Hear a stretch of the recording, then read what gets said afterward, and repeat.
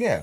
So with that being said, I want to tell people, my audience, because, again, it sounds like a broken record, but one of the issues that people think that Cuba has to, fight for is the embargo. Can you tell people the myth of the embargo and how it is really not an embargo?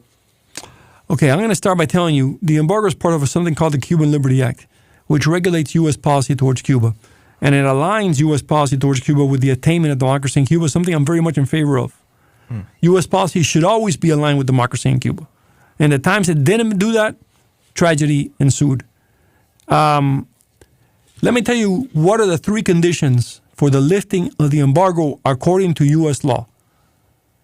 Mind you, the embargo does not cover agriculture. The embargo does not cover culture. The embargo does not cover medicine.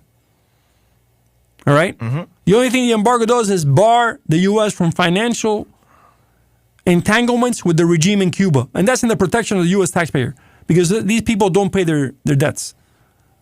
They have creditors the world over. If they were a blockaded country, how can they owe so many billions in foreign debt? How can they owe so much to Japan and Europe and Russia and China?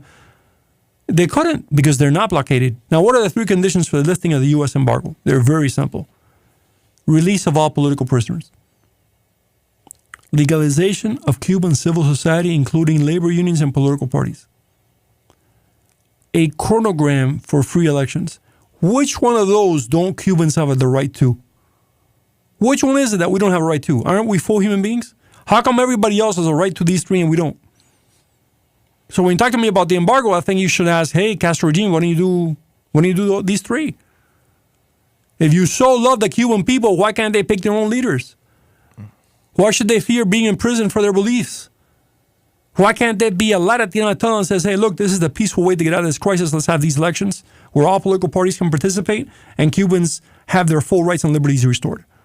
But no, the regime doesn't do that, because the regime is an ideological state run by a main family with some satellite families, like a capo mafia regime, to feed their lifestyle and to feed their status as members of the global elite.